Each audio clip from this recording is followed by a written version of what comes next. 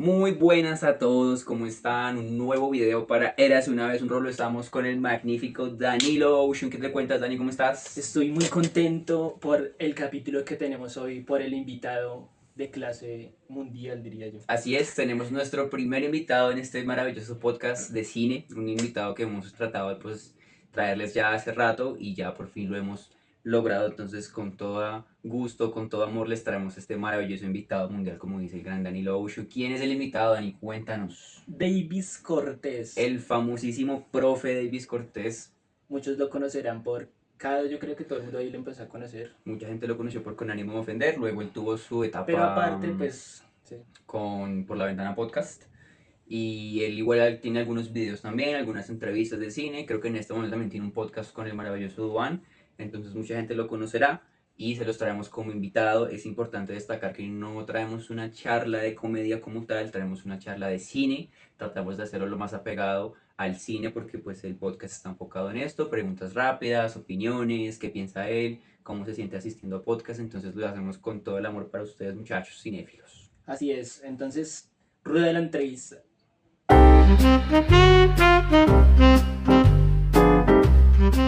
Y así es, mis amigos, tenemos a este maravilloso personaje, Davis Cortés, como les habíamos comentado. Muy buenas noches, profe, ¿cómo estás? ¿Cómo te ha ido? ¿Qué tal todo? Buenas noches, ¿qué más, muchachos? Bien, bien, por acá. Contento de estar con ustedes en su programa que se llama, ¿cómo se llama su programa? Sábados felices. Sábados felicitos. Eras de una vez un rolo. Érase una vez un rolo. Bueno, muchas gracias por No, invitarme a profe, este programa. para, Érase una vez un rolo. para nosotros usted es una eminencia, un ícono, un, ¿Ah, sí? Así un es. Porque formidable. tan mal están diferentes ustedes, ¿no? Un formidable de muchas cosas de los chistes del cine, pero pues este podcast se enfoca en el cine, entonces tenemos varias preguntas que hacerte en cuanto a cine, en cuanto a literatura también un poco, quizá en cuanto a cómics, que sabemos pues que te gustan. Aquí mi Eso. amigo Dani pues es bastante fan de los cómics, entonces pues vamos a ver qué Un charlita sale, iniciado profe. de los cómics. Así es. Bueno, empecemos entonces. Así De es. una. Bueno, profe, queríamos comenzar preguntándote por lo general, ¿tú qué sientes? ¿Cómo se siente ser invitado a los podcasts? ¿Qué se siente que te escriban y te digan, hey, profe, ¿tienes alguna agenda libre para asistir a un podcast? ¿Qué sensación te genera? Quizá algo de fama, quizá un poco de morbo. ¿Qué sientes tú al ser invitado a diferentes podcasts? No, pues digamos que es agradable, es chévere como poder colaborar. Pues digamos que a mí me gusta mucho apoyar los podcasts y en algún momento, como en 2021, yo hacía como mucha publicidad por Facebook y por Instagram cuando tenía diciendo que era la perra del podcast y que cualquier podcast al que me quisieran invitar, yo iría, ¿Ibas? porque pues justamente digamos, las invitaciones a los podcasts empezaron como en 2020, durante pandemia, o Ah, ya cuando la pandemia estaba bajando un poquito, pues sobre todo como el encierro estaba bajando un poco, empezaron a invitarme y fue agradable porque es una forma como de hacer radio independiente, ¿no? Y me parece chévere, digamos, como esa especie, como de, no sé si sea una revolución, pero sí es un hecho el hecho de que nosotros podamos hacer este tipo de formato pseudo radial sin depender de una radiodifusora, de una empresa, sin tener que ir a hacer una fila, que nos presenten a la persona que es, claro. hacer la vida, sino hacerlo con lo que tengamos y, y que el contenido ya pues cobre vuelo en internet como sea posible. Entonces, digamos que me gusta ser invitado a podcast porque soy muy consumidor de podcast desde hace varios años, pues digamos que consumo mucho podcast de cine, de cómic, de, pues de literatura no tanto porque son un poco aburridos, pero los de cine y los de cómics sí son chéveres, y sobre todo los del mundo geek, ¿no? Como que Claro. comencé un podcast españolete que no sé si ustedes lo han escuchado, se llama La órbita de Endor.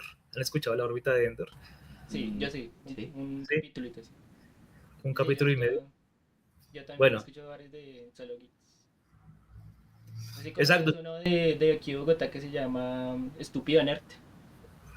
No, pues, o sea, sí sé que es como muy famoso, pero no, nunca he escuchado ningún episodio. ¿Qué tal son buenos?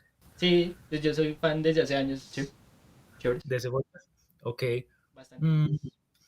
bueno, sí, entonces de hecho como que sí, digamos que algunos podcasts como que han contribuido mucho como a una formación, digamos, ahí lateral, fuera como de los libros y de las películas. Y también pues a entretenimiento, ¿no? Como que es sorprendente ver cómo nuestros abuelos se entretenían escuchando radio y nuestros bisabuelos escuchando radio. Y hoy en día nosotros y ustedes que son más jóvenes que yo, estamos volviendo a esa forma de entretenimiento y muchas Otra veces vez. uno escucha más podcast al día que las películas que ve o que los libros que lee, y es sorprendente como un formato, digamos, tan, entre comillas, básico, Sí, que es 2 personas hablando, 3 personas hablando, una conversación grabada, está como tan masivo hoy en día, ¿no? Se ha pegado bastante, digamos que se ha vuelto muy famoso y que ahorita está como mucho en tendencia a retomar esas viejas culturas, como no dejar morir eso que hacían ellos, nuestros abuelos. Claro que obviamente pues hoy en día ya lo hacemos quizá un poco distinto porque estos podcasts también se han traducido a podcasts como a video podcast, pero a la final lo que uno quiere es como tener una voz ahí que lo acompañe a uno, que uno escuche y que le guste, entonces es verdad que ha pegado bastante, bastante. Pero sí, justamente a raíz de las invitaciones que empezaron a llegar en 2020, como que hubo un momento en que yo empecé a decir como invítenme a podcast de tanto que me gustaba hacer podcast, y luego un momento como que dije, ¿y por qué no hago yo el mío propio tan Claro. estúpido? Entonces hicimos uno con el Mago y con Juan Peláez que se llamaba Sin Entender, que no sé si lo alcanzaron a ver, pues que ese fue, digamos, poco antes de que se acabara podcastinando, empezamos con el proyecto de Sin Entender, con estos dos caballeros de la comedia. Ese podcast fue bastante divertido, lo hicimos ahí en YouTube con Boom Comedy Live, la plataforma de Boom Comedy Live. Y después, ya como al siguiente año, hubo ahí como un inconveniente con Peláez, como de incumplimiento, y ese claro. inconveniente como que hizo que yo dijera, no, pues hagamos el podcast solo. Y entonces empezó Rayones de Cine, que es el podcast que tengo en Spotify. La cosa es que hoy en día Spotify tiene como muy mala fama por tema de Israel y porque varios músicos como que han retirado sus canciones y sus temas y sus álbumes de Spotify por temas pues de no pago de regalías o de pago escaso de regalías. Entonces tiene como mala fama, pero en su momento, digamos, cuando yo empecé, que fue como en el 21 a hacerlo, usando justamente esta plataforma de StreamYard, que se la aprendí a usar a Peláez, mmm, como que la forma como de publicarlo era por Spotify y era a través de Evox, como que uno hacía un truquito ahí de que lo subía a Evox, hacía como un truco ahí para que Evox lo replicara a Spotify, y luego ya después empecé a hacerlo como por Anchor, más bien Anchor. Anchor, sí. Y cuando Anchor fue comprado por Spotify, pues ya pues existe Spotify for Creators y uno lo hace directamente. Sí, sí. Entonces como que sí me parece chévere que desde un computador sencillo como puede ser este que estoy usando acá, uno puede hacer más o menos, tener como una especie de pseudoemisora virtual pequeñita para hacer su propio contenido. Me parece chévere, y que todo el mundo pueda hacerlo me parece fenomenal. Ahora, el problema siempre ha estado en la difusión, ¿no? Digamos, el hecho de que ustedes, digamos, no conozcan ese podcast, como les dije ahorita, digamos que revela que el podcast no es tan masivo como sería chévere que fuera, y que uno puede hacer productos, pero si no tiene, digamos, la maquinaria para difundirlos, pues como que se quedan ahí, y la gente seguirá preguntando cuándo es que el profe va a sacar su propio podcast, estando el podcast ahí hace 3 años, ¿no? Y es Claro. verdad. Profe, y hablando de esto de crear nuestras propias cosas con estos medios que no son masivos ni super profesionales, nosotros somos egresados del SENA de técnicos y tecnólogos. Por ejemplo, Ujú. el Sebas de escritura de medios audiovisuales, ¿era? Yo estudié escritura para medios audiovisuales, que Y es algo, creo que fue lo que estudió Duan también, y digamos que esa fue como mi introducción al mundo del cine, como que comencé a quererlo, a amarlo, a relacionarme con él durante pues mucho tiempo a día de hoy. y yo estudié más de audiovisuales, de integración de multimedia. Y entonces queríamos preguntarte como qué tan viable es estudiar cine o literatura, que es lo que nosotros hicimos, como hoy en día, ¿cómo lo ves? Bien preparadas las universidades, los profesores? ¿Cómo ves el tema? Pues yo creo que depende del programa, ¿no? Porque digamos, no es como que todas las universidades tengan el mismo enfoque y tengan las mismas materias, los mismos profesores o los mismos paradigmas como de enseñanza o de contenidos, pues como que cada una se enfoca en distintas cosas, ¿no? Hay universidades que se enfocan más en el hacer, hay universidades que se enfocan más en lo teórico y en lo humanístico, hay universidades que tienen como una formación más técnica slash tecnológica, o instituciones que tengan una formación de ese tipo, y hay otras que tratan de combinar un poco lo pragmático con lo teórico. Pero yo siento que, o sea, no es para desaconsejar a nadie, porque creo que no tengo la autoridad para aconsejar ni desaconsejar a nadie, pero en mi caso particular sí creo que si pudiera, digamos, volver atrás, no habría estudiado cine, porque creo que, o sea, creo que estudiar, digamos, lo que a uno lo apasiona en cierta medida como que es una especie de autosabotaje, aunque parezca contraintuitivo, antiintuitivo, porque como que uno, digamos, cuando siente la pasión por ver películas o por hacer audiovisual, así sea con las uñas, con una cámara prestada o con unos cuantos amigos, pues uno lo hace aunque no lo esté estudiando en la universidad, ¿no? Uno lo hace a escondidas, en el tiempo libre, saca tiempo, roba tiempo, uno ve muchas películas en el tiempo que pueda y uno, digamos, cuando está en esa actividad, uno dice como, ojalá pudiera estudiar esto y hacerlo profesionalmente. Y cuando uno ya empieza a hacerlo profesionalmente o empieza a estudiarlo ya en la universidad, pues siempre uno se decepciona. En mi caso, digamos, me decepcionó el hecho de que los profesores no eran cinéfilos, ¿no? Y de que la cinefilia es algo muy, muy escaso Claro. y no toda la gente que se dedica al mundo del cine es cinéfila, no tiene por qué serlo, pero yo ingenuamente cuando iba a estudiar cine, antes de estudiarlo, yo pensaba como si yo he podido solo de manera autodidacta aprender estas cosas de la historia del cine por mi cuenta, solo a punta de libros de biblioteca y de películas piratas, pues cuánto no voy a aprender en la universidad. Y no, realmente siento que la universidad ralentizó mucho mi proceso porque pues había, digamos, un estereotipo frente al cine clásico norteamericano, nos enseñó el cine clásico norteamericano que estaba estipulado en el pénsul. Eh, Había muchos profesores que hacían trampa con los contenidos que tenían que dictar, entonces tenían que dictar unos contenidos y se hacían los locos y dictaban otros. Y como que la universidad en últimas es una industria a la que le interesa generar unos resultados y unos productos y unas cifras, y los estudiantes somos productos también. Entonces un estudiante egresado es un producto y es un producto que a la universidad le conviene sacar para acreditarse, para que se sigan matriculando estudiantes, para que sigan metiendo plata allí, para que se siga sosteniendo como toda esa empresa y esa maquinaria industrial que es la educación superior. Entonces, en esa medida, como que, aunque sea triste decirlo, como que tratan de hacer lo menos posible y no hay tanta pasión como la que un adolescente entusiasmado podría tener. Entonces ya hay momentos en que uno se encuentra con profesores que son vacas sagradas y que llevan años dando el mismo contenido y que lo dan mal, lo dan como con pereza, lo dan como con poca pericia. Y así como uno de estudiante, cuando por ejemplo veía una materia que no le gustaba, tipo cálculo o álgebra, Sí, sí, uno esperaba, estadística. estadística, Era uno horrible. esperaba que la materia se acabara y uno hacía lo mínimo para pasar. Pues así mismo también hay profesores en la academia que hacen lo mínimo para cumplir. Y Claro, es realmente frustrante uno estar pues pagando, si es el caso de una universidad privada o si es el caso de una universidad pública, igual uno paga, así sea una cantidad ínfima, pues igual uno paga y uno de pobre, aún pagando una cantidad mínima, pues le cuesta conseguir esa plata para claro. pagar. Y sentirse decepcionado de ver unos profesores, digamos, tan poco motivados y tan poco interesados por el cine y como que simplemente ahí estando ahí como calentando puesto o estando ahí como por cumplir, pues es decepcionante.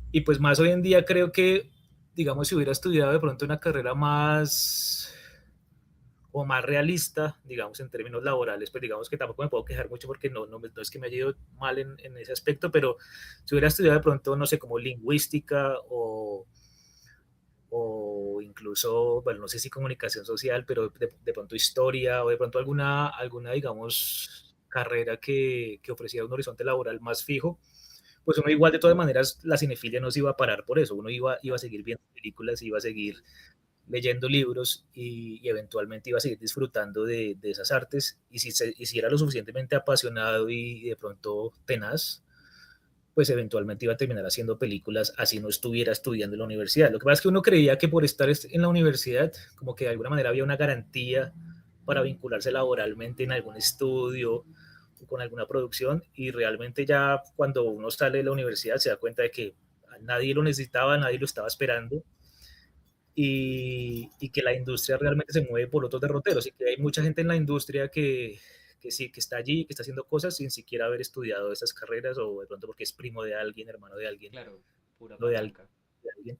Entonces uno dice como, no perdí el tiempo del todo, pero sí siento que no era como tan necesario meterse a estudiar cine o literatura.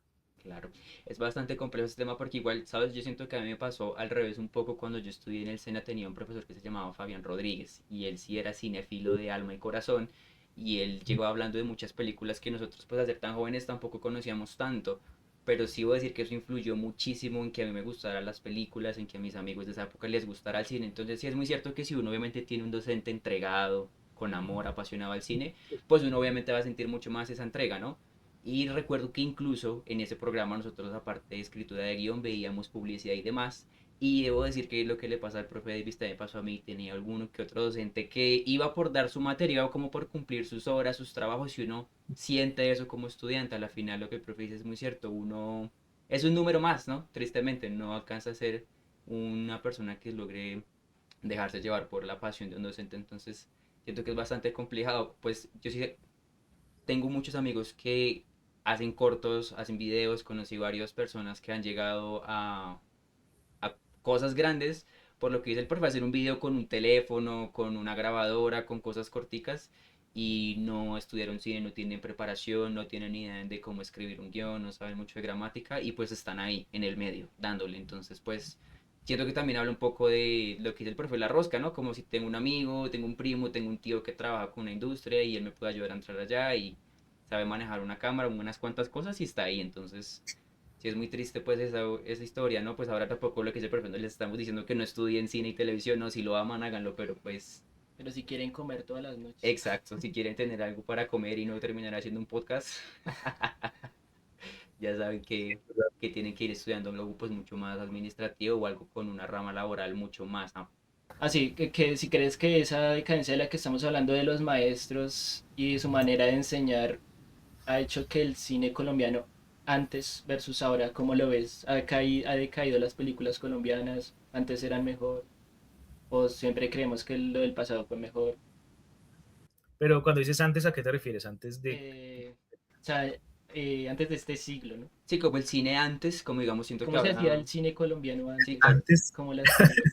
Sí, que siento bueno, que también, digamos, películas viejitas, Es o que sea, para nosotros antes del antes 2000. es tipo por ahí antes del 2000, Sí, sí. 2000, siento que las películas tenían A eso mucho nos ah, referimos con más. antes. Exacto, pero siento que tenía mucho más valor cinematográfico, mucho más entrega, mucho más pasión, y ahorita también creo que, pues por la Exacto. misma competencia que hay, las hacen muchas veces como por hacer algo, como por entregar algún proyecto y salen de querer hacer ese cine. Y siento que eso al ver una película colombiana se siente bastante. Entonces, no sé, tú, digamos, como tu experiencia, tú que, digamos, pues estudiaste en el campo, tal, ¿sientes que quizá el cine colombiano ha envejecido mal o ha envejecido bien? Quizá hay mucha más producción de cine ahora con más pasión, menos pasión. Como si tuvieras que quedarte con un tipo de cine colombiano tipo antes 2000, o si te quedarías con el cine colombiano que se produce hoy en día. bueno, pues digamos que es una pregunta amplia y la respuesta también será en varias fases, porque primero habría que decir que pues no hay un cine colombiano, hay cines colombianos, Ok, porque hay, digamos, tanto cine colombiano como personas haciendo cine colombiano o como películas existentes, porque no es como que lo colombiano o el adjetivo de lo colombiano implique una estética o implique una forma de narrativa, simplemente implica un gentilicio, ¿no? Película hecha en Colombia o película con producción colombiana, pero en términos estéticos o en términos artísticos, pues hay muchas corrientes y hay muchos tipos de personalidades artísticas tratando de hacer cine, ¿no? Entonces, bueno, eso por un lado. Entonces, no creo que haya cine colombiano, creo que hay cines en plural entiendo. y que habría que juzgar cada caso en particular.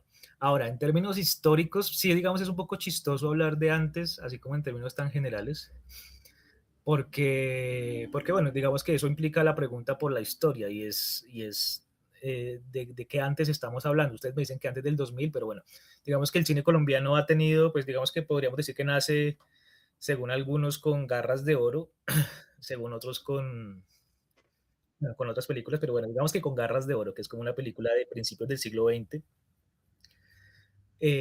caleña justamente. Otros dicen que la primera película del cine colombiano es el drama del 15 de octubre, que es una película que se perdió y de la que solamente se recupera un fotograma, pero podríamos hablar incluso del cine de los Acevedo, del cine silente colombiano, que pues también hay cine silente, digamos, en todos los países donde llegó el cinematógrafo de los Lumière, pues ahí es como cuando arranca el cine colombiano, cuando el cinematógrafo de los Lumière llega a Colombia. Entonces, podríamos pensar que hay muchos antes, ¿no? Está el antes del cine silente, está el antes del cine, digamos, setentero, que era un cine seguramente comercial y al que le iba muy bien, digamos, el cine de Gustavo Nieto Roa, El taxista millonario, entre otras películas, era un cine, digamos, donde la gente hacía filas para ver las películas. Incluso alguien como Jairo Pinilla, que se considera un paria y alguien como de cine serie B, pues la gente hacía filas larguísimas para ver Triángulo de Oro, para ver Funeral Siniestro, para ver como esas películas que hoy en día uno considera que es como el Ed Wood colombiano, pero en realidad él hubo un momento en el que tuvo mucha taquilla. Lo que pasa es que pues terminó endeudado con el Estado y terminó embargado y le hizo como trampa y bueno, si ven, Claro. si ven digamos un documental que hay en Amazon Prime sobre la obra de él, pues ahí está un poco mejor explicado. Y digamos que hay un hecho como crucial que aparece en 2003 y es la ley de cine, que es una ley que genera, digamos, que haya unos incentivos a ciertas empresas privadas que inviertan en realización de películas, ¿no? Como que se invierte en realización de películas, se le descuenta eso de la declaración de renta y bueno, de otro tipo de impuestos, y eso digamos que genera digamos, una mayor producción de cine colombiano, ¿no? Digamos como que se empiezan a hacer más películas y sobre todo como a partir de este siglo se empiezan a hacer más películas de género, ¿no? Como que antes, digamos que como que el cine colombiano tenía como una producción muy social, muy costumbrista, ¿no? Pues incluso pues en los 90 con películas como La Estrategia del Caracol, que es una película, digamos que muy destacada y que incluso Maravillosa en película.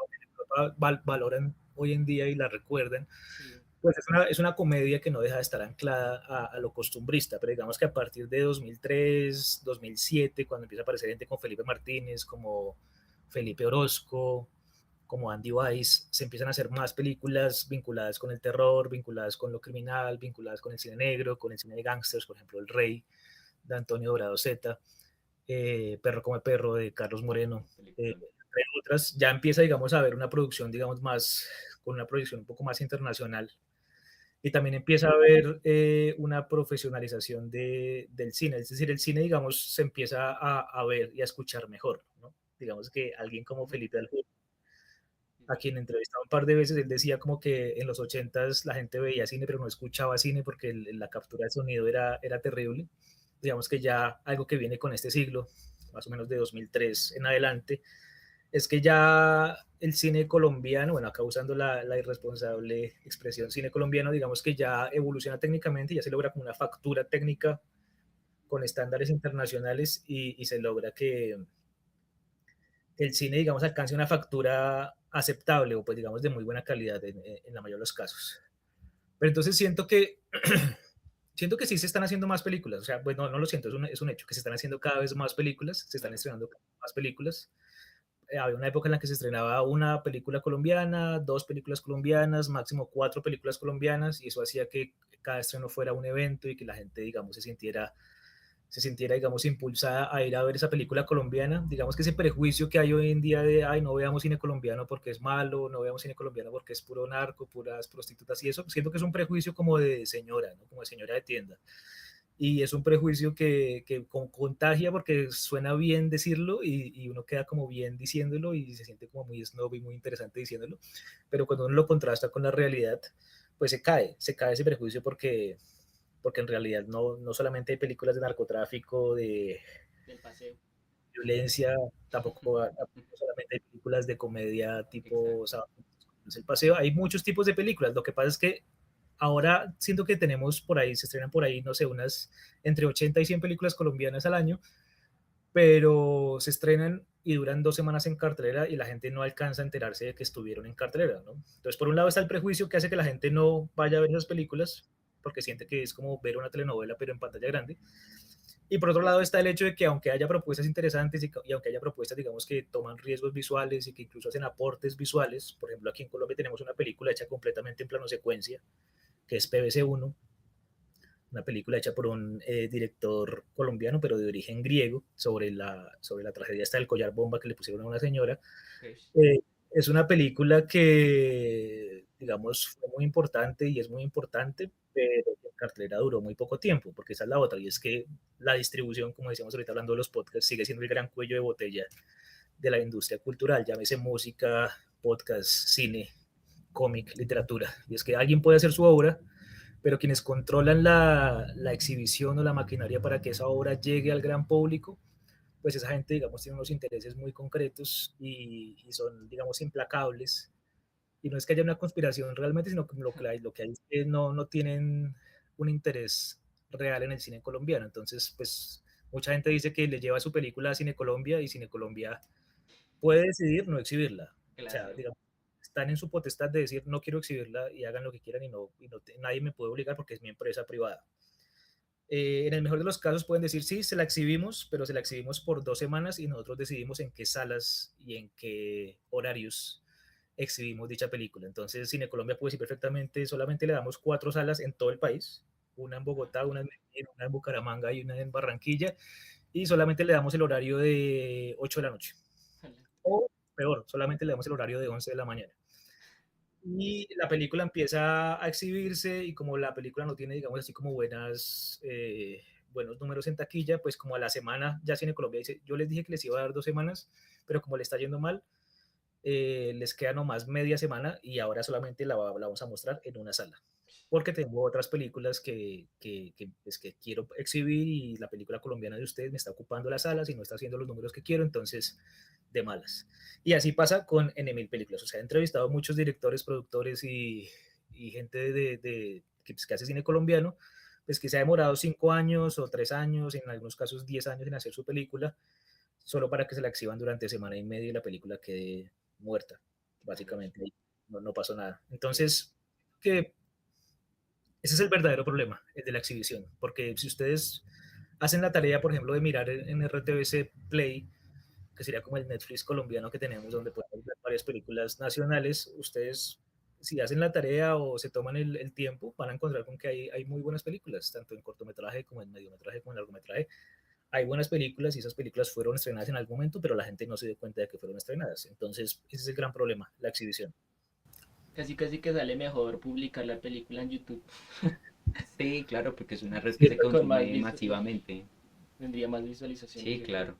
Claro, claro, yo no sabía que, o sea, pues sí tenía idea que era una rosca grande, pero a ese nivel de si no tienes números y que nosotros somos quienes te impiden los números, no vas a tener tu película. Entonces es bastante frustrante porque uno sí, lo que dice el profesor, uno se gasta mucho tiempo en llegar a su barrabás de completar una película y está en salas de cine 2, 3 días y ¿quién la vio?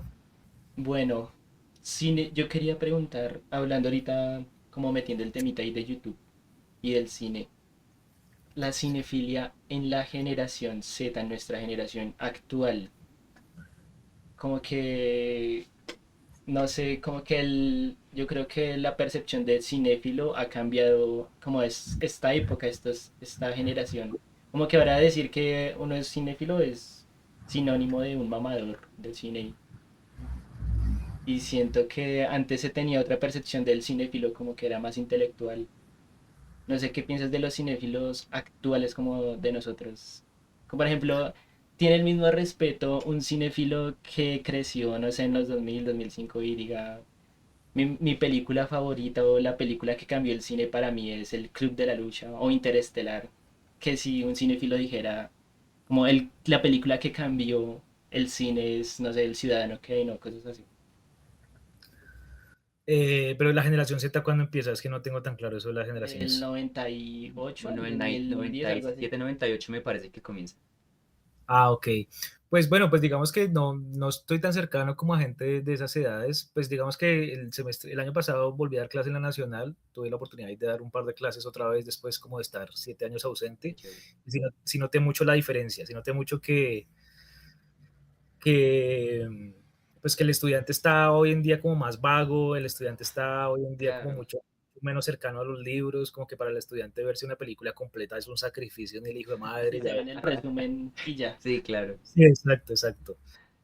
A veces, digamos, pues yo normalmente tenía como la vaina de que los estudiantes vieran 2 o 3 películas cada semana y que las vieran por su cuenta para discutirlas en clase, no para mostrarlas en clase y gastarse las horas de clase viendo la Viendo Viendo película. películas. Pues, películas, claro. todo el mundo la puede ver, más bien vengamos acá y analicémosla, discutámosla. Y la gente realmente llegaba con la película sin ver. Y muchas veces como que había algunas evaluaciones o quizzes donde simplemente era como, cuénteme la película que vio y se ponían a inventar cosas que realmente No, escribían un guión diferente. Sí, exacto, tal cual. Y ponían un final ahí todo padres e hijos, sí, aunque no era generación padres e hijos tampoco, ¿no? Pero Claro. entonces, sí, o sea, pero también, ves, lo que pasa es que, bueno, digamos en un curso de 30 personas, lo que suele pasar es que es heterogéneo, ¿no? Digamos, no es que todo el mundo esté al mismo nivel, no es que todo el mundo tenga el mismo interés, el mismo entusiasmo, entonces pasa como que hay 4 personas que son muy buenas y que están muy interesadas, uno podría decir incluso puede que sean cinéfilos, o por lo menos se les nota que están interesados en la historia del cine y que por lo menos son conscientes, tienen digamos un sentido de la historia o una historicidad, y es que son conscientes de que el mundo, ya existía mundo antes de que ellos nacieran, ¿no? Que es algo que es básico para alguien que medio se interese en la historia, sea la historia de la literatura, del cómic, del cine o del arte que sea, y es como uno decir, el mundo no nació conmigo, yo nací en el 86, ustedes nacieron, bueno, supongo que en los 2000, pero digamos que también en mi generación pasaba, ¿no? Y era gente que creía que el mundo había nacido con ellos, entonces solamente veían películas de los 90. Y si no les decía películas de los 80 o de los 70 o de los 60, decían, no, ese es un cine viejo, ese es cine antiguo, no sé qué. Y es como, no, realmente no hay cine viejo, como diría Peter Bogdanovich, no hay películas viejas, hay películas que no hemos visto y ya. Así es. Y en un arte que tiene poco más de 100 años, hablar de viejo es un poco, pues un poco ingenuo y un poco irresponsable, teniendo en cuenta que la literatura tiene siglos de tradición, el teatro tiene siglos de tradición, la pintura tiene siglos de tradición. Incluso el propio Timothée Chalamet, mucha gente dice que perdió el Oscar por eso, ¿no? Como por desconocer Ahora sí. la tradición, No, ponerse de bocón y decir que la ópera, sí, que el teatro, no sé qué. De pronto lo dijo en broma y sentó mal, de pronto fue sacado de contexto su expresión, pero sí, digamos, sí demostró, o por lo menos puso, digamos, sobre la mesa algo que pasa, y es que hay como una arrogancia hacia contemporaneizar todo, ¿no? Y hacia creer que todo nació con nosotros y que no hay historia y no hay tradición. Y eso es, digamos, un poco preocupante. Sobre todo para cuando uno, digamos, estudia la historia del cine o quiere entender el cine, pues hay que entender la historia del arte en el que uno se mete. Entonces sí siento que sí es posible que haya cinéfilos contemporáneos, que haya cinéfilos de la generación Z, como ustedes dicen, de la generación a la que ustedes pertenecen.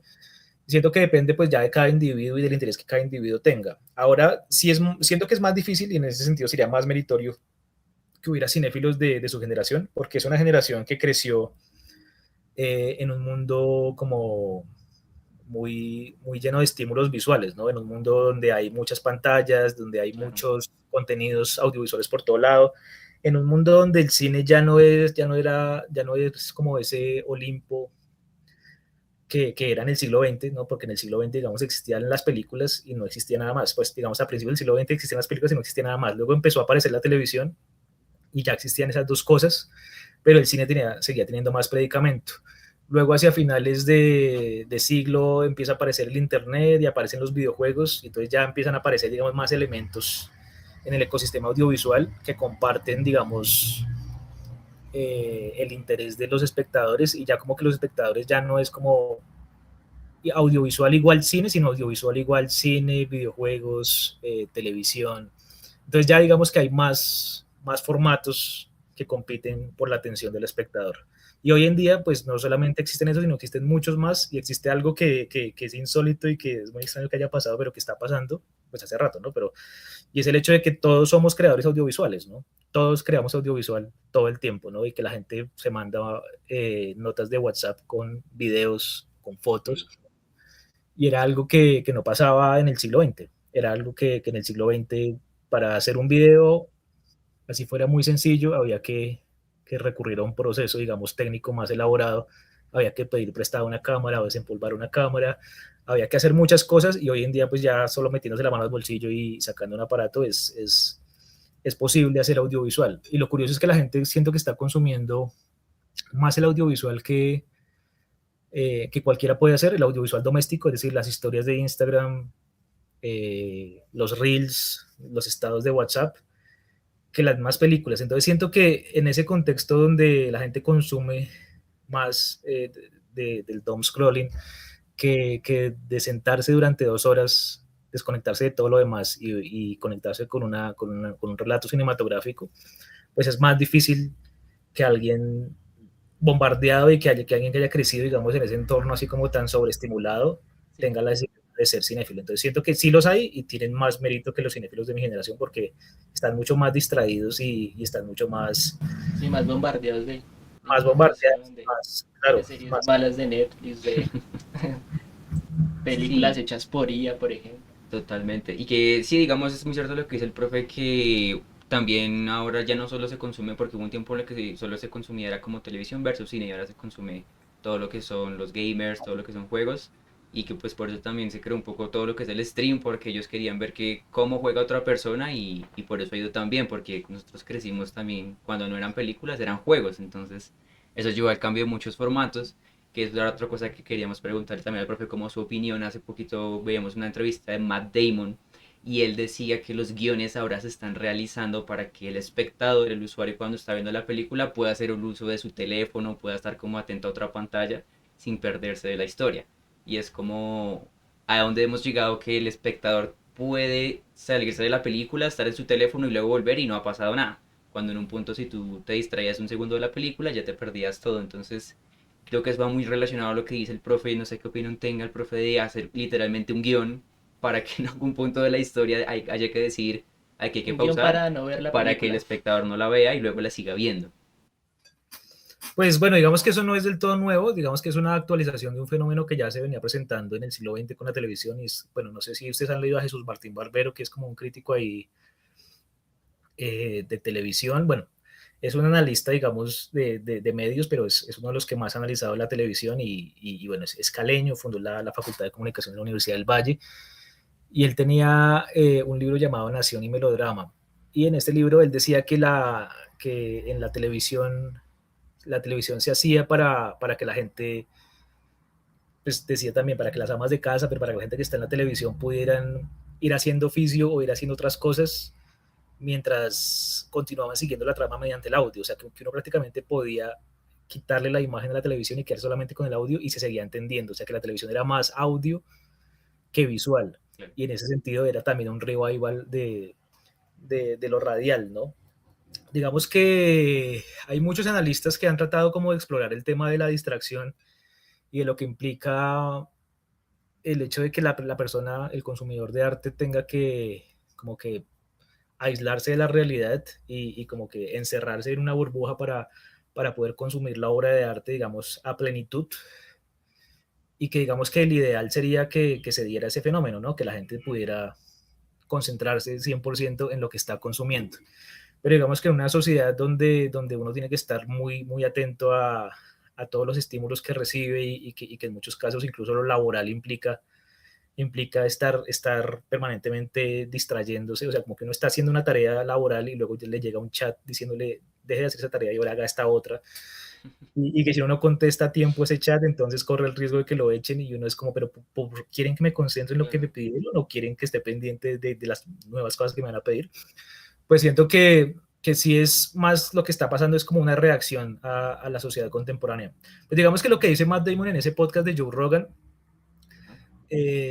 suena bien, suena aterrador, pero no es tan así.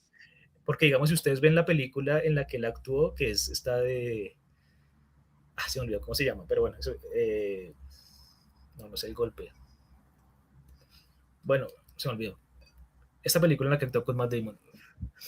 Y que es como una película ahí como criminal, donde también hay como los narcos y demás, pues esa película realmente no es tan así como él dice. En esa película, digamos que sí hay como una estructura más o menos tradicional y más o menos clásica de narración y no ocurre, digamos, esa sobreestimulación de que hay una secuencia de acción en los primeros 5 minutos y que luego va a haber otra y luego va a haber otra y luego va a haber otra. Yo creo que él está, digamos, hablando de pronto de algo que posiblemente quieran que pase y estén programando para que pase, pero que siento que todavía no está pasando.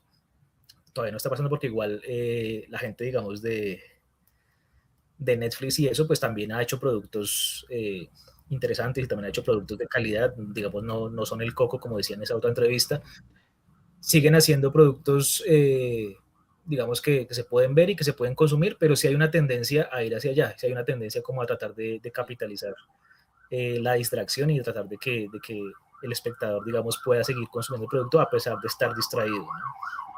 Perdón, está pasando por ahí. La publicidad de Bello por Netflix. el provecho. Sí. Se lo pone así. Pero digamos que también eso tiene que ver con con las métricas, ¿no? Y es que Sí, antiguamente no había forma de medir. de medir eso O la sea, como que retención. la forma de medir era la taquilla, ¿no? Y Claro. Ujú. otra forma de medir era como el rating. Y ya, solamente existían esos dos sistemas de medición. Hoy en día, digamos, uno sube un video a YouTube Ah, y te uno, sale y uno todo. puede ver que tiene muchos views y uno se entusiasma y dice, bueno, le fue bien, tiene, no sé, 100 views o 500 o 1000 o 20.000 o millones en algunos casos, pero cuando uno explora más a fondo la métrica, ya cuando se mete como a YouTube Studio y explora la métrica, hay un indicador que es el índice de retención y ese indicador le dice a uno que la mayoría de la gente abandona el video como a los 5 minutos o a los 2 minutos. Entonces, de esos 1000 espectadores que uno cree que tuvo, en realidad 900 se desconectaron a los 5 minutos porque ni siquiera porque el video haya sido aburrido o porque el video no haya sido de su interés, sino porque ya hay una compulsión Sí. por ver qué más hay. No por ver qué hay, no por ver un producto, sino por ver qué más hay.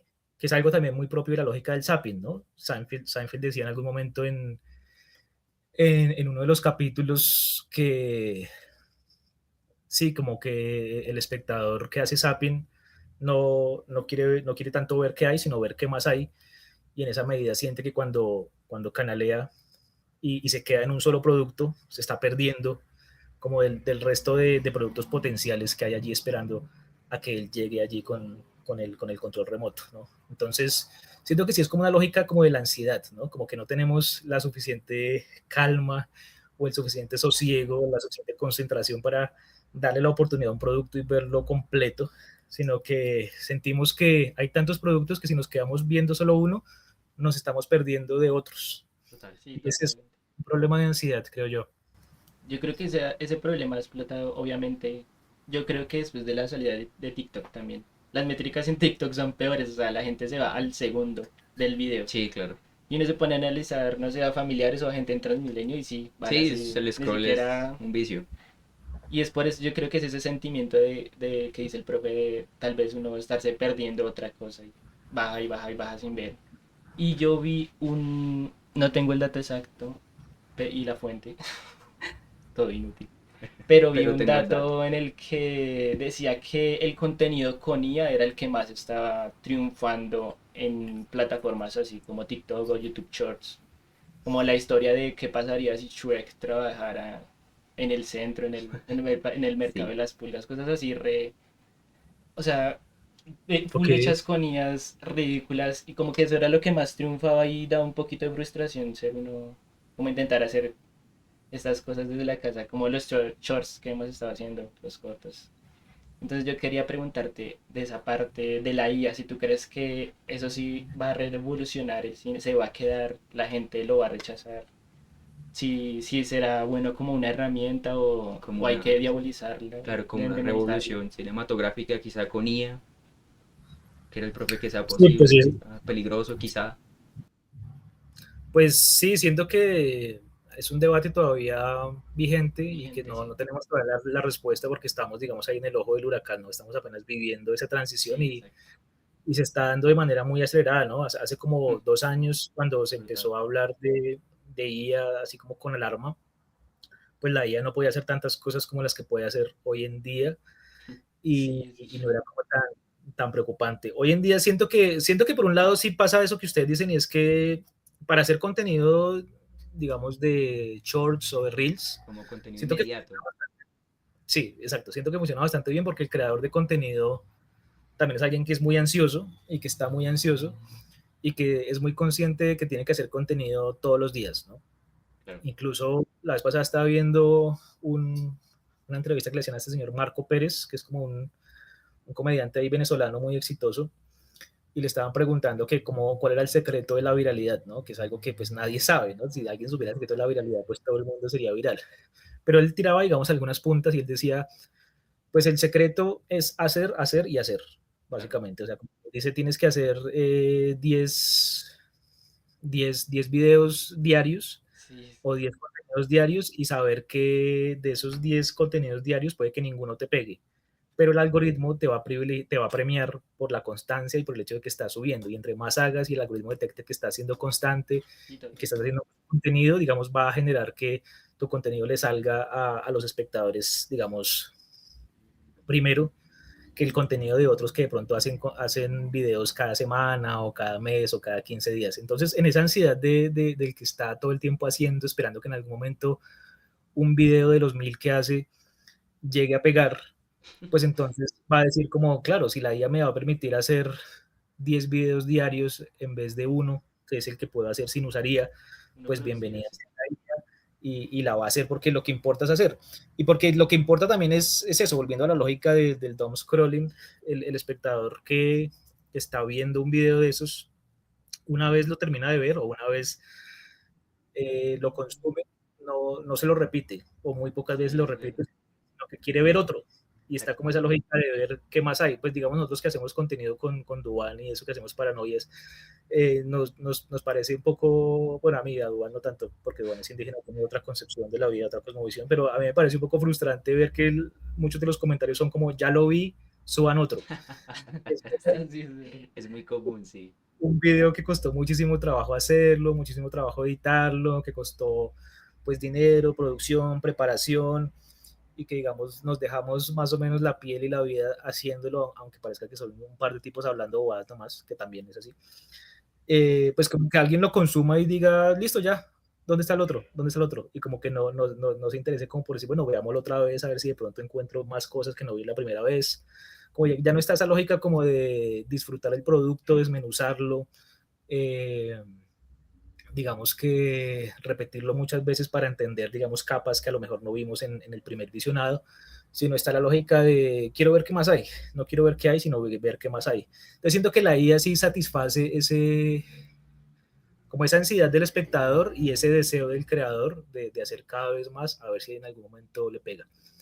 Siento que digamos que para ese tipo de productos como lo puede ser, sí, los que ustedes bien mencionaron, como Shrek en Bogotá o Los Vengadores en Bogotá o cosas así que de otra manera serían impensables, o por ejemplo ver a, no sé, a Schwarzenegger dándose la mano con su versión del 84 y ver como esa cosa imposible de es alguien encontrándose con su yo más joven, digamos que sí genera cierto asombro, de decir como increíble, chévere, ver cómo es posible que estas tecnologías permitan este tipo de imágenes, pero también creo, y pues lo digo también por la experiencia que hemos tenido con paranoias heterosexuales, que también cierta gente rechaza la IA en algunos momentos. Por ejemplo, cuando se hace una miniatura con IA, la gente la rechaza, ¿no? Y la Claro. gente no se la traga y la gente dice como, no voy a ver el video simplemente porque hicieron la miniatura con IA. Cuando se hace de pronto un póster para una película o para un cortometraje o para una serie con IA, también hay cierto rechazo y la gente dice, no quiero ver eso, no quiero ver eso porque se ve que está hecho con IA. Entonces siento que estamos como les digo, como en un momento muy efervescente donde todavía no es claro bien qué está pasando y hay ambas cosas, tanto como una especie de ansia por ver qué más puede hacer la IA, como un rechazo de decir como no queremos IA, queremos ver cantantes de verdad, escuchar cantantes de verdad, ver diseños hechos por personas, queremos ver un video que tenga, digamos, una producción más elaborada, así como hay gente que quiere seguir viendo cosas con ella. Entonces, hay de las dos cosas. Y en cuanto a la literatura, profe, ¿cómo lo ves? O sea, que es escritor también. ¿Cree que la IA será capaz, no sé, o le da miedo que algún día la IA replique un 100 años de soledad o un Pablo Neruda? ¿Le da Pues, miedo o dice, no, pues que ya pase lo que tenga que pasar? pues es que de hecho hay, o sea, usaste una palabra clave y es replicar, y es que la IA, digamos que está hecha para eso, para replicar, Total. ¿no? Digamos, lo que no puede hacer la IA es innovar, lo que no puede hacer la IA es, digamos, crear, o sea, nos da la apariencia de que sí puede crear, pero en realidad lo que está haciendo es que está produciendo un objeto nuevo, llámese imagen o llámese texto, a partir de cosas que ya conoce, ¿no? Y entonces, digamos, si uno le dice, le escribe, digamos, el principio de una historia y le dice a la IA, continúela, la IA la continúa y la finaliza con base en lo que cree que uno quiere, con base en textos que ella conoce y en como los parámetros que ya existen, ¿no? En ese sentido, pues creo que la IA todavía no puede crear textos, digamos, de ficción de calidad. Digamos que puede componer algo tipo, no sé, regálame un informe sobre, no, regálame un párrafo, digamos, o una página resumiendo, digamos, la historia del cine colombiano en los 90, digamos. Eso sí puede hacerlo, es un texto, digamos, informativo. o regálame un párrafo resumiendo el cine policíaco de los 80s. Eso puede hacerlo, más o menos, porque es un texto informativo y es, digamos, recopilar información y, digamos, compilarla en forma de un texto más o menos claro y más o menos coherente. Pero también siento que hay que tener un criterio para no aceptar todo lo que la IA nos arroja, porque digamos yo tuve una experiencia, digamos, satisfactoria el año pasado con la IA, y es que como que yo estaba escribiendo un relato y quería, digamos, leer cosas que me ayudaran a nutrir el relato en Claro. términos como de tono, no en términos como de tema, sino en términos de tono. Entonces como que le copié un fragmento del texto a la IA y le dije, recomiéndame textos similares. Entonces la IA lo que hacía era que me recomendaba textos similares en temática. Y yo le decía, no, no quiero textos similares en temática, quiero textos similares en estilo. Y me tocó explicarle qué era el estilo, consistía el estilo, la prosa. Y aún así, como que más o menos lo logró y me recomendó una novela de, bueno, un man que se llama Juan José Millás, un autor español que yo no conocía, pero que es muy famoso y muy importante, pero yo no tenía ni idea de él, lo cual pues habla mal de mí, no de él. Y conocí a Millás, pues la obra de Millás, leí como 3 novelas del man y me parecieron espectaculares y me sirvieron muchísimo y me encontré como una especie de espíritu afín con la obra de Millás y quedé maravillado. Pero entonces yo después le seguí preguntando a la IA como recomiéndame más textos de Millás y me recomendaba otros textos de Millás, pero que no eran cercanos al estilo que yo le estaba pidiendo. Entonces me tocaba regañarla y o sea, como que yo le decía, Darle recomiéndame más. palmaditas. Sí, por ejemplo, yo le decía, había una novela en tercera persona que me había gustado mucho de Millás, que se llama El desorden de tu nombre, entonces yo le decía, recomiéndame más novelas como esta. Y me recomendaba otras novelas de Millás y luego yo las miraba y decía, no, pero es que esta novela que me recomendaste está en primera persona y yo te pedí que me recomendaras algo en tercera persona. Me decía, ah, sí, sí, tienes razón, no sé qué. Yo, ¿qué? Te recomiendo estas otras. Y me recomendaba otras que también estaban en primera persona. Yo decía, no, pero esas ya las revisé y están en primera persona. Yo estoy buscando algo en tercera persona. Ah, sí, sí, perdón, tienes razón. Hasta que ya como que uno termina enfurecido insultando a la IA, preguntándole si realmente es inteligente, si no, qué entiende ella por inteligencia, en qué se basa. Y muchas veces la IA acorralada le termina uno confesando que no se basa en textos. Por ejemplo, la IA no es que como que pueda leer un texto y compararlo con otro, a menos que no lo suba y demás, o que tenga un paquete premium, sino que la IA se basa en lo que dicen de los textos. Entonces, básicamente es como hablar con un costeño, hablar con un paisa, ¿no? Es un amigo charlatán que uno le dice cómo se vio tal. Sí, sí, sí, buenísimo, no sé qué, bla, bla. Y uno le pregunta cómo es el final y no sabe, o se lo Claro. inventa. Y la IA, digamos, muchas veces le da vergüenza decirle, o no está programada para decirle a uno, no, mire, no sé, sino se inventa lo primero que se Ah, le sí, ocurre para sonar convincente.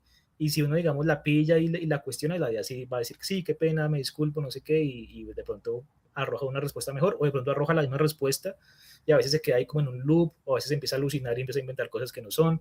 Entonces sí creo que de momento es como un buen copiloto, y hay que tener, digamos, el criterio muy afinado para no tragarse todo lo que le arroje a uno. Entonces siento que de momento, por lo menos en términos de literatura, estamos a salvo, claro. pero quién sabe qué Sí, vaya a pasar. Sí, total, pero igual yo también siento que estoy, o sea, feliz un poco también de que estemos lejos de ese mundo porque a lo mejor quizás después, no sé, quizás en el futuro, muchos años, si se llega a implementar la IA full como herramienta para cine, va a empezar a repetir cosas que ya sabe, entonces no va a ser tan original como si alguien se sentara a escribir un guión, a relatar una historia, quizás adaptarlo de un libro de otra manera, pero siento que, o sea, estamos lejos de eso, pero que quizá también es un poco inminente que puedan empezar a ver shorts, puedan empezar a ver como cortometrajes, como cortitos full IA, siempre y cuando pues creo que haya alguien con criterio propio, como dice el profe, que lo pueda manejar y le pueda pedir qué hacer, no va a fallar, pero si empezamos a dejárselo como en las manos a la IA, creo que no está como en tan buen futuro ahí un poco el tema del cine, pero pues también me alegra que estemos lejos de eso o que al menos no lo vayamos a vivir tan afín o tan fuerte como quizá generaciones futuras que sí, ya los niños de hoy en día no ven películas, no salen a jugar, sino es full teléfono, full IA, full TikToks, entonces van a crecer sobresaturados de que la IA me puede hacer todo y si me puede hacer todo me puede hacer una película. Entonces, quién sabe qué sopa vaya a salir de ahí. Entonces, pues habrá que ver. Sí, Eh, además que perdón, sí, una cosa última ya, una de las reflexiones, digamos, que han dicho algunos analistas sobre la IA es que como que la IA o la inteligencia artificial deberíamos usarla para digamos, o sea, bueno, algunos dicen como la IA debería ser esa tecnología que nos lava la loza y que nos limpia la casa para que nosotros podamos crear. claro. La estamos usando para crear. y esa es la parte donde creo que estamos fallando. Estamos fallando. Es como si no disfrutáramos crear y nos estamos quitando nosotros el mismo privilegio De poder o crear el algo. mismo placer que implica ser seres creativos. Total. Y crear implica también dolor, implica también esfuerzo, implica también sacrificio, pero pues en ese sacrificio pues también hay un gran placer y una gran satisfacción. Pero entonces si le estamos diciendo a la IA cree por nosotros, entonces ahí la pregunta es, ¿realmente queremos crear o simplemente queremos haber creado? ¿Sí? ¿Queremos crear o queremos simplemente que nos digan chévere el producto que creó? Yo siento que esa es la pregunta que se tiene que hacer cada quien, sobre todo en términos de la industria creativa, cuando se ve abocado a si usar la IA o no. Y es como, usted quiere hacer un dibujo, quiere aprender a trazar, quiere aprender anatomía, o quiere escribir una historia, quiere aprender a enfrentarse a la página en blanco, o simplemente quiere el resultado. Diciendo que gran parte de lo rico de la creatividad es el proceso y no el resultado. Entonces, si se lo estamos delegando a alguien, pues no estamos haciendo nada, ¿no? Sí, En fin, ya. sí, Profe, totalmente de acuerdo. queríamos preguntarle, solo tenía una horita disponible, ¿cierto? ¿O puedes tener un poquito? No, puede ser dos si quiere. Igual, pues bueno, aquí creo que podemos un Hora y media. ajuste. Sí, igual Tenemos hicimos como unas... temas para una hora, por si Sí, acaso. sí, Sí, tenemos como creo que siempre. la hora cubierta Creamos una sección de especial para preguntas el rápidas. profe Sí, tenemos una que sección de se preguntas llama Se rápidas. me vienen a la cabeza. Se me Ok. vienen a la cabeza, sí, son como preguntas rápidas, como Rapiditas. lo que te, o sea, como tal cosa, lo primero que se te venga a la cabeza. Tenemos No, 4 o 5 preguntitas. vamos a decir que películas que se te vienen a la cabeza cuando, por ejemplo, películas que se te vienen a la cabeza cuando te dicen una película joya. Una película joya. Sí, Es para... que usted es muy chistoso. Es que Como un tal vez estamos peliculón. usando Sí, o como mucho una, Como vocabulario Z. sí, pero como un película en que tú digas, bof, esta película es maravillosa, Y deliciosa de ver. le dice mal. no sé, Diamantes en Bruto puede ser, Ok. ya que hablan de joyas. ¿Vieron Diamantes en Bruto? ¿De cuál era Adam Sandler? Que es con Adam Sandler, sí. Sí. Sí, Que es de los hermanos Safdie. Sí, es tremenda película, tremenda bien película. joyas, y pues tiene una muy Es de buena narración, un joyas. muy buen montaje, un muy Sí. buen personaje. Y que la otra vez hablábamos con Dani de esa película que se sale un poco de todo lo que es como el estereotipo de Adam Sandler, que es comedia, comedia forzada, que es yo hago mis personajes y que ahí se sale un poco de como de ese papel de soy comediante, soy actor de comedia y actúa también, hace una actuación muy sublime, que es lo que decía el Dani en ese capítulo, que es todo el tiempo está corriendo, huyendo. Y me parece que ahí esa película, gran película, Sí, es una gran película. Es una muy gran buena. película, pues. Es una película joya, digamos. Barras, barras. Eh, ¿Qué película se te viene a la cabeza cuando te decimos película sobrevalorada? Uf, pues. Y No, yo diría El Resplandor de pronto. la de Kubrick. Sí, yo sé que es una película que hizo muchísimos aportes y demás, pero a mí Sí. me da un poco de... Pues yo, digamos, no soy tan fan de Kubrick después de 2001 Odisea en el espacio. O sea, como todo lo que hizo desde 2001 Odisea en el espacio hacia atrás, me gusta muchísimo, pero lo que hizo después, siento que hay buenas escenas, hay digamos, fragmentos que me interesan mucho, pero las películas completas siento que en muchos casos no se sostienen o se hacen un poco cuesta arriba y pues como que a la gente le da un poco como de temor decirlo porque pues claro, ¿quién se va a meter a criticar a Kubrick y a Sí, hablar mal claro, de Kubrick o a no claro. decir que Kubrick es tan espectacular como nos lo venden? Pero sí, digamos en mi caso particular, sí diría como que El Resplandor no es como que sea una película así que me llene mucho. Ahí me surge una preguntita extra fuera de esta sección. Ya que hablaste de 2001 Odisea en el espacio, ¿eres fan de las Space Opera? Algunas, sí. Es que yo quería saber cuál es su favorita. Que me estoy inmiscuyendo en ese mundo de las Space Opera. Pues siento que Villeneuve ha hecho un buen trabajo con sus adaptaciones de Dune. Creo que lo ha hecho bastante bien. Bueno, Pues no sabría si es space opera completamente, pero sí, bueno, digamos que podría pero caber sí, ahí. creo que sí encaja. ¿Hice Project Hail Mary? Sí, me gustó bastante. Pues la primera vez que la vi me gustó bastante, ya la segunda vez, ¿No pues te bueno, ya. gustó tanto? No, lo que pasa es que sí, no, sí es una muy buena, sí es una muy buena película, pero digamos hay una cuestión ahí que a mí me desconectó y es cuando pasa lo de, sí la vieron ustedes, ¿cierto? Sí, Sí, señor. sí. Cuando pasa lo de el alien este Rocky, Sí. que Ryan Gosling queda desmayado y entonces que Rocky se sale de la cosita de cristal para salvarlo y uno es dice, verdad.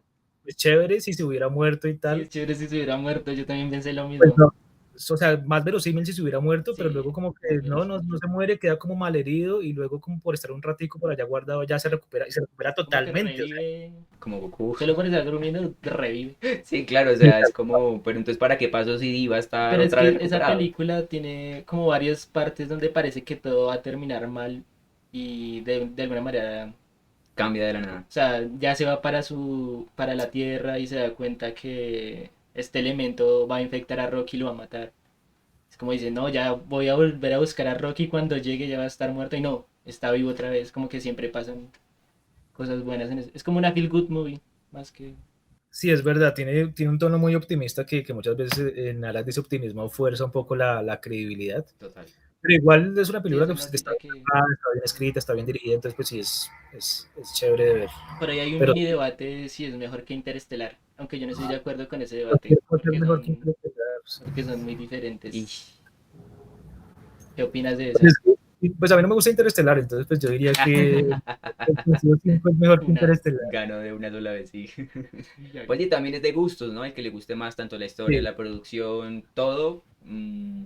Pero el debate está o sea, como muy en furor ahorita. También es, sí, lo que es el perfil, al que le gusta o no. No sé si es buena o es mala, pero si le gusta, bien. Si no le gusta, pues ya se sabe cuál prefiere ver o cuál prefiere no ver también. sí, lo que pasa es que igual yo vi Interestelar después de haber visto Contact y siento que Ya. le quitó muchas, o sea, pues tomó muchas cosas de Contact y Contact pues está mejor hecha y es mucho mejor película que Interestelar. Y siento que Interestelar, el punto que a mí no me termina de cerrar es el punto cursi, ¿no? El punto Sí, es Es- que esa es de la que el amor esa por es otra la parte dimensión. que Exacto. divide al público. Sí, exacto, porque cuando él está ya con la hija y le dice, pero ¿qué pasó? ¿Por qué no moriste? No sé qué, y por qué tal cosa. Y la niña le dice, que ya es una cucha como de 1000 años, le dice, porque mi papá me lo prometió. Y uno es como, ¿pero qué?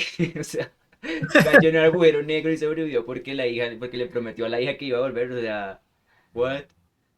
Sí, además es raro. Sí, no, es muy Es extraño. Y culpa además de como ese, Christopher. digamos, siento que tiene muchos procedimientos que son predecibles y que hacen que gran parte como de la tensión que vende la película, o que en muchos momentos uno se tendría que estar tensionado, uno no se tensiona porque uno ya sabe que va a salir todo bien. Entonces, por ejemplo, no sé, cuando dicen que van a ir a buscar al personaje de Matt Damon y que tienen 3 planetas donde posiblemente esté, uno ya sabe que en los 2 primeros no va a estar y que lo Exacto, van a encontrar en el tercero, sí, es porque si lo verdad. encuentran en el primero, pues para qué dijeron que Se estaba ahí. acaba la película. Sí, claro, se acaba la película. Sí, tal cual.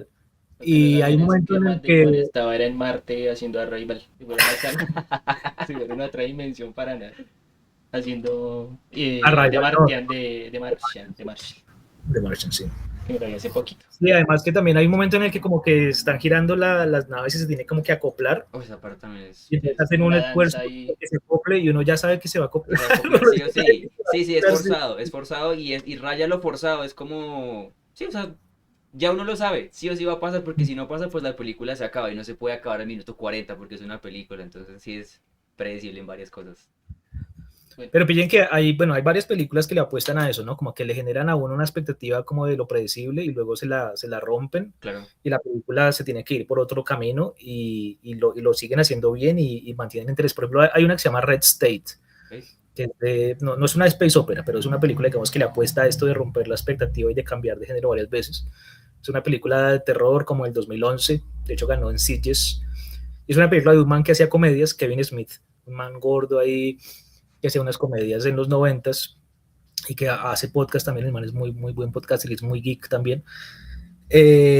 Y el man, de hecho, dice que escribió Red State justamente por eso, pensando en que estaba cansado como de las fórmulas, estaba cansado de que varias Claro. de las películas que había escrito pues ya estaban cayendo como en fórmulas de lo predecible y entonces que se propuso a sí mismo como escribir una película sin usar mapa, ¿no? Pues ustedes saben que en términos de escritura se habla de escritores con brújula y Sí. escritores con mapa. Ajá. Y pues el escritor con mapa casi siempre tiene todo prediseñado en una escaleta y tiene todo, digamos, Planeado. ya planeado, Sí. exacto, en un argumento y ya simplemente lo que hace es ejecutar. Y el escritor con brújula es alguien que tiene como una intuición y se sienta todos los días o cada día que se sienta a escribir a descubrir la película, la novela o el cuento mientras lo va produciendo, ¿no? Y a Sí. sorprenderse a sí mismo, que esa, digamos, me parece que es un mecanismo un poco más honesto. Obviamente, industrialmente no es tan recomendable porque la industria siempre quiere todo más rápido y quiere todo con unos plazos muy concretos y quiere controlar el proceso. Pero Smith decía eso, Smith decía que cuando empezó a escribir Red State, empezó escribiendo una comedia, luego la película se convierte en algo de horror, luego la película se convierte como en un policial, y es que él decía como que se planteaba hacer cosas impredecibles y arrinconarse al punto de que no pudiera, digamos, solucionar los problemas de guión usando fórmulas o usando recursos o estrategias, digamos, de los manuales, sino que tuviera que recurrir a otros mecanismos. Entonces, pues, si quieren ver una película que no es para nada predecible, muy recomendable Red State. Yo me la anoto. Sí, gran recomendación del profe Davis, ahí está, también para los que ven el capítulo, Red State anotada para que ya saben, rompan ahí las líneas que siguen los escritores con mapas. Eso. Se podría decir que La La Land también es una película de terror que no termina feliz. 500 días con Sommer es la película más aterradora de la historia. Totalmente aterradora, sobre todo cuando empiezan a romper platos de la nada y uno no se espera que eso sea por una mujer, pero en fin, la hipotenusa. Bueno, Ok. profe, película que se le viene a la cabeza cuando le digo película mediocre. Película mediocre. Uy, Pensando, no sé. pensando, pensando. Que no sea colombiana. La que tú creas, profe, que tú La primera que digas, se le... Esas son la las que se primera le que se vengan te a uno, venga profe. en la cabeza, sí, que quieras, no, esta película. Uy, no sé. Es que siento que pues, la mediocridad es bastante frecuente, sobre todo de los 2000 para acá. Okay. Es muy frecuente. Pero, uy, no sé, es que no. Lo que pasa es que ahí tengo como una discrepancia entre, porque es que igual hacer una película mediocre también es muy difícil, o sea, igual es difícil, sigue siendo Solo difícil diga que conseguir es la gente que Interestelar, la profe, haga. y ya. Bueno, sí, Interestelar, ya. Tachada, ya está listo. Eso. No, pero bueno. Sí, pero sí, el profe sí cree que tiene alguna pensando así de pronto, o tú dices, de verdad es difícil encontrarla. No, yo siento que la mayoría de las películas, o sea, son mediocres porque, o sea, la mayoría de las películas contemporáneas, quiero decir, son mediocres en la Okay. medida en que le apuestan a lo seguro, ¿no? O en la medida en que Claro, por tratar como de hacer un gran taquillazo, o de no ofender a nadie, o de no arriesgar, o de, o de generar un éxito inmediato, pues terminan recurriendo a fórmulas. Yo siento que es mediocre toda película o todo guión que use un manual de guión para resolver sus problemas. Y yo siento que los manuales de guión son como la IA analógica, la IA antes de la IA. O sea, como que un guionista se siente y en vez de decir, bueno, me voy a meter la página en blanco y voy a crear así digamos, sangre y termine con las vísceras sobre el teclado y sufra mucho. claro. Y en vez de hacer eso, diga como, bueno, ¿qué dice McKee? ¿Qué dice Seedfield? Tengo que meter un punto de giro en el minuto 30, tengo Ah, que es- plantear un personaje así, tengo que resolver así. Siento que ya cuando un guionista tiene, digamos, tan claro los manuales de guión, yo le pierdo un poco el respeto y siento que no está haciendo películas, digamos, originales, arriesgadas, claro. eh, atrevidas o innovadoras, sino está simplemente siendo como un funcionario narrativo, alguien que está llenando una plantilla y ya. Y ya Estoy diciendo está. que toda película con manual de guión es Ok. una película mediocre. Entiendo. Sí, a mí me pasó que alguna vez yo tengo un cuento que, bueno, desafortunadamente nunca terminé y yo comencé a escribir ese cuento y lo empecé a cambiar muchas veces, día a día como que lo cambiaba y yo recuerdo que también al final quise como al principio seguir una estructura, lo que dice el profe y yo dije como a la mitad del cuento, dije, si yo sigo la estructura este cuento no me va a llevar a nada. Entonces como que comencé a cambiarle cositas, empecé a añadirle cosas raras y yo al final del cuento lo que hice fue matar a todos los personajes, pero o sea, no por estrés, sino porque dije, si yo tengo la capacidad de crear un personaje, darle sensaciones, carácter, todo, tengo que tener el coraje de así mismo matarlo para que la historia tenga sentido y no dejarlo vivo simplemente porque el espectador quiere que el personaje quede vivo. Entonces recuerdo que los maté a todos en la historia y al yo estar escribiendo que los personajes se morían me dio bastante como no sé, como que estaba nervioso, como que me daba coraje y yo dije, todo lo bonito que creé de la historia para que el espectador se atrapara lo terminé matando, para que la historia para mí tuviera mucho más sentido de que sencillamente como es el protagonista se salva. Entonces siento que ahí pude haber seguido como pasos mediocres, tipo, no sé, hagamos que la historia termine bonita, ya está. Entonces siento que tiene mucha razón lo que es el profe de que quizá no hay películas tan mediocres o que sí las hay, siempre y cuando la persona que la haga la realice, así lo quiera. Si no, creo que triunfa bastante bien. Ok, sí, más o menos. Bueno, profe, queríamos preguntarte también, creo que esta es la última pregunta que tenemos. ¿Qué película se te viene a la cabeza cuando te decimos que merece más reconocimiento del que tiene? Salió, la gente algunas la vieron, pero no tiene tanto Está reconocimiento como el infravalorada. que debería, como tipo infravalorado. ¿Cuál crees tú cuál se te viene a la cabeza? ¿O qué opinas? Bueno, digamos que a mí, por lo menos el de Scorsese ochentero, me gusta Ok. mucho, porque digamos los ochentas tienen un prejuicio, pues por la historia del cine, y es que la historia del cine dice como que en los ochentas hubo como una decadencia, ¿no? Hubo una Ok. decadencia. Bueno, Star Wars es medio que ya listo. Hubo una decadencia Sí.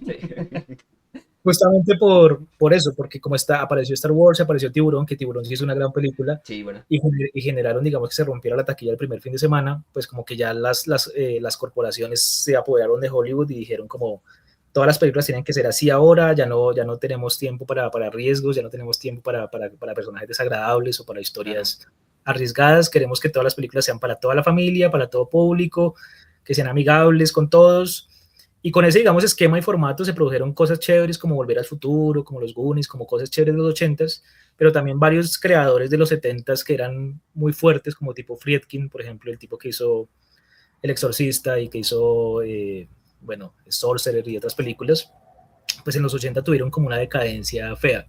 Y Scorsese, mucha gente asume que por ser quien fue en los 80s y quien fue perdón, quien fue en los 70s y quien fue en los 90s, en los 80s tuvo como un bache, pero en realidad si uno se pone a mirar las películas, el hombre en los 80s es donde despliega como todo su estilo visual como con mayor potencia. Entonces siento que películas como El color del dinero del 86 Ok.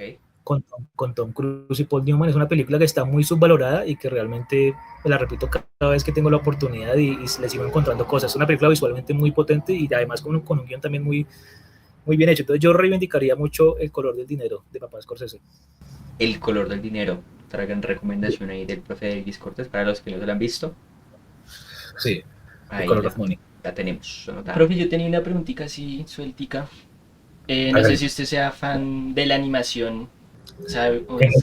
Es que había una declaración de Guillermo del Toro, ya viejita, que decía Sí, que pues, la animación no debía ser como aparte, sino también era un medio para contar historias válidas, que no debería ser como aparte, una categoría aparte, por ejemplo en los Oscars.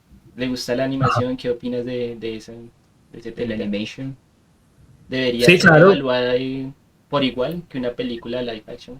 Pues es que yo no siento que las películas deberían ser evaluadas por igual, sino cada película debería ser evaluada en sí misma, ¿no? Siento que comparar películas, incluso películas de acción viva, o incluso películas del mismo género, pues es un poco injusto con cada una de las películas porque son películas que tienen distintas pretensiones, distintos equipos de producción, distintas condiciones de producción, distintos objetivos, y evaluarlas y ponerlas a competir es un poco extraño. Sí entiendo lo que dice del Toro de que la animación, digamos, es más un lenguaje que una simple técnica y que muchas veces en animación pues se pueden hacer cosas que no se pueden hacer en acción viva, ¿no? Y que hay historias que se cuentan mejor en animación que en acción viva y que hay historias que son, digamos, más potentes en animación que en acción viva. Pues digamos, tenemos el ejemplo ese como de todas las películas de Disney que están haciendo en live action, que están rehaciendo en live action, Sí, que no tiene ningún sentido, ¿no? Por ejemplo, digamos, todos los que crecimos en los 90 viendo El Rey León y maravillándonos con esa gran película, pues que es Hamlet otra vez, pero bueno, igual sí, es una película, pues fue muy raro ver cuando Disney empezó, porque esa fue la que empezó todo, ¿no? Cuando Disney empezó a hacer sí. remakes live action de sus grandes clásicos y empezó justamente con El Rey León, que es como la película más querida, y es como decir, un live action del Rey León es absurdo, porque igual uno sabe que pues que los leones no hablan, que los leones Sí, no no hacen, empatizan, no comen gusanos. Sí, sí, y es como ver como un fotorrealismo ahí que es más inverosímil que ver un dibujo incluso, ¿no? claro, esforzado. Entonces sí es un contrasentido muy extraño. Pero digamos que, por ejemplo, digamos hablando del universo DC, pues ya que a ustedes también les gusta el cómic, las películas de animación del universo DC son mucho mejores en muchos casos que las películas de acción viva, ¿no? Y incluso hay como un universo ahí creado Es eh, verdad.